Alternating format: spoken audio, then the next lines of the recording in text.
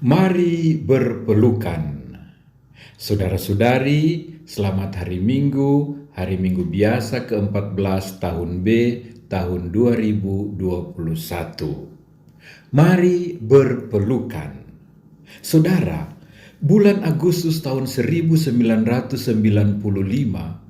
di ruangan neonatal ICU Rumah Sakit Massachusetts, USA, Paul Jackson dan istrinya memandang diam Kyrie dan Brielle, dua bayi kembar prematur mereka yang tengah dirawat di inkubator terpisah.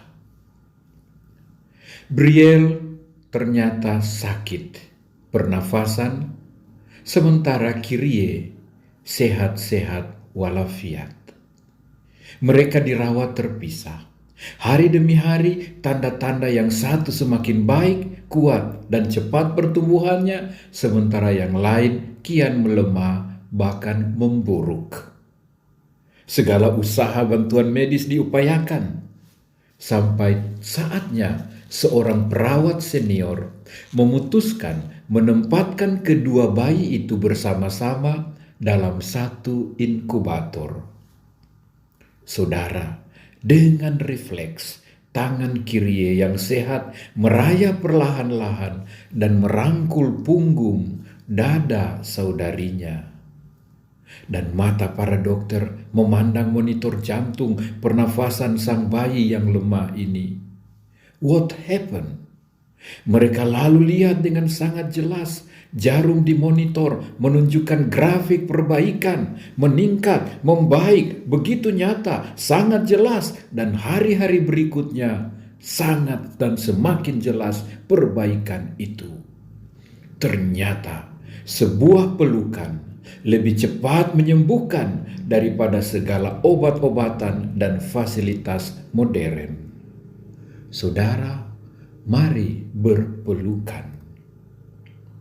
Kalau kita berani mengakui dahsyatnya, hebatnya, the power of hug, kekuatan sebuah pelukan kasih, kekuatan sebuah penerimaan, kita pasti sama mengakui ganasnya, jahatnya, buruknya sebuah penolakan, baik rohani maupun jasmani, spiritual maupun fisikal, yang mengantar pada kesakitan, pada luka, bahkan kematian.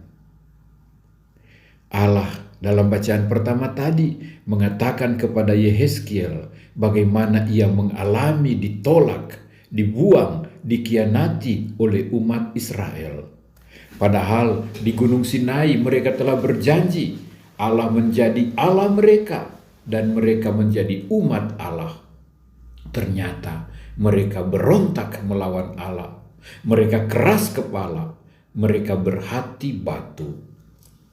Allah mengutus Yehezkiel kepada mereka untuk menobatkan dan menyadarkan mereka. Penginjil Markus hari ini memberitahukan kepada kita juga bagaimana Yesus ditolak di kampung halamannya sendiri.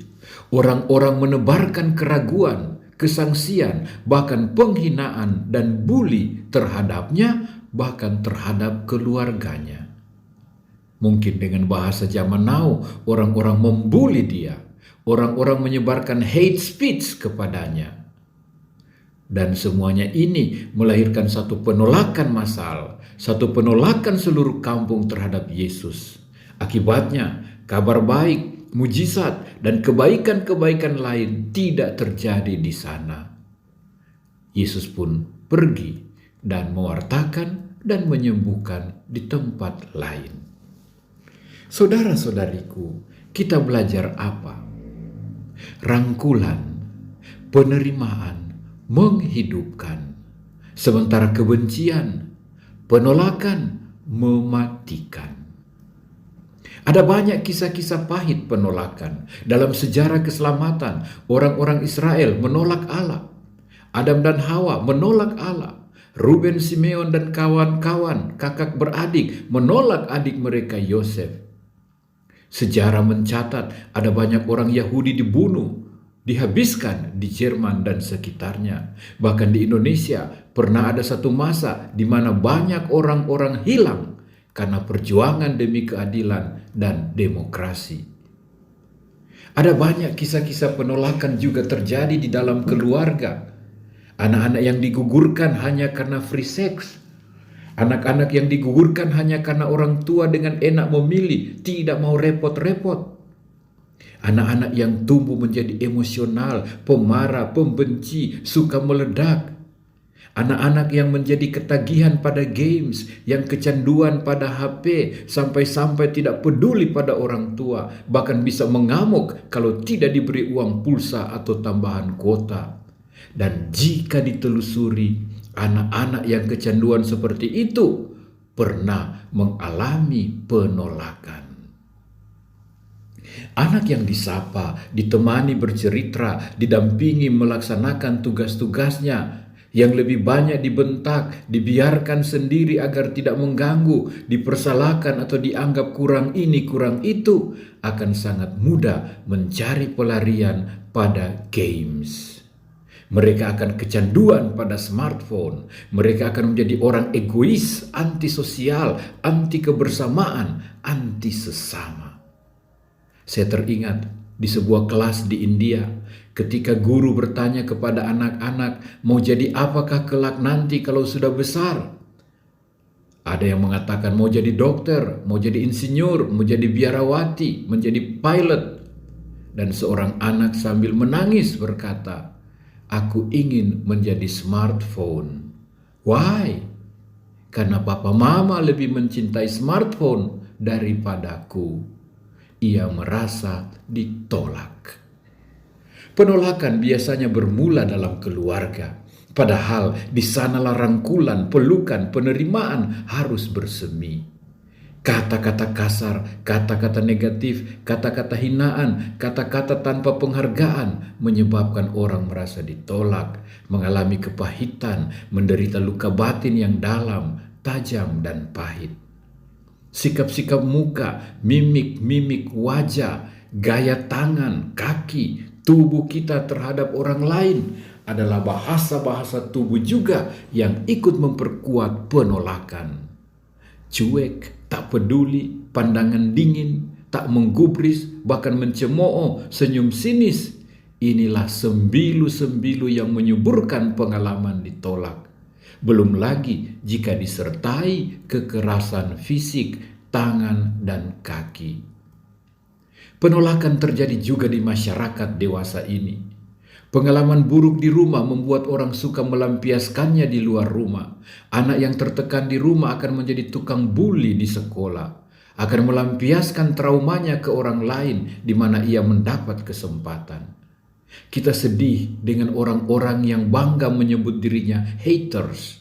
Kita sedih dengan orang-orang yang menyebarluaskan hate speech, ujaran kebencian, yang menyebarkan hoax, dan berita-berita yang tidak teruji kebenarannya. Seenaknya disebarkan, padahal tidak persis seperti apa yang mereka bayang-bayangkan dan duga-dugakan. Mengapa kekerasan penolakan terus terjadi? Karena kita berontak melawan citra kita yang sesuai citra Allah. Karena kita bertindak keras kepala dan berhati batu, tidak selembut sebaik semurah hati Allah. Karena kita cenderung mengikuti selera hati yang duniawi, egoistik, kasar, tak tahu menghargai. Sebaliknya suka berprasangka, cenderung bersikap negatif, dan kurang terbiasa mencari, mengupayakan, memperjuangkan kebaikan. Penolakan Allah berakibat pembuangan Israel yang menyedihkan. Penolakan Yesus berakibat tidak terjadinya berkat mujizat di kampungnya. Penolakan antar anak manusia, antar keluarga membawa luka, trauma, sakit, derita yang memisahkan, tragedi yang mematikan. Padahal kasih mengatasi segalanya, kasih mendasari segalanya, kasih melakukan segalanya. Kita semua pernah terluka. Kita semua pernah melukai. Entah Tuhan, entah sesama, khususnya orang-orang yang paling dekat pada kita. Heart people. Orang yang terluka akan melukai orang lain. Mari kita sama-sama datang pada Tuhan dan berseru, Tuhan Yesus, sembuhkanlah kami. Lalu mari kita berangkulan, mari kita berpelukan secepatnya sebelum luka itu parah dan lebih mematikan dari virus corona. Yesus tetap berjalan terus berbuat baik. Jumpai Dia, minta kekuatan penyembuhan darinya, dan mari kita berpelukan. Memang masa pandemi ini membuat kita secara fisik jarang atau kurang bisa berangkulan, khususnya di dalam rumah dan di dalam keluarga. Namun kita dapat berangkulan secara spiritual, lewat bahasa tubuh, lewat tatapan mata, lewat perbuatan-perbuatan yang saling menerima, kata-kata yang meneguhkan, yang membawa kehidupan, yang menyembuhkan. Bawalah segala luka, derita, trauma, penolakan kita pada Tuhan. Buanglah segala kecenderungan membenci, menyakiti. Ingat si kembar Kyrie dan Brielle. Sebuah sentuhan tangan kecil menyembuhkan.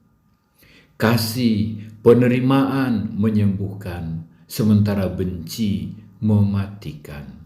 Pilihlah kasih, pilihlah hidup, pilihlah penerimaan. Tuhan, dengan luka dan sakit kami datang padamu. Rangkulah kami, sembuhkanlah kami.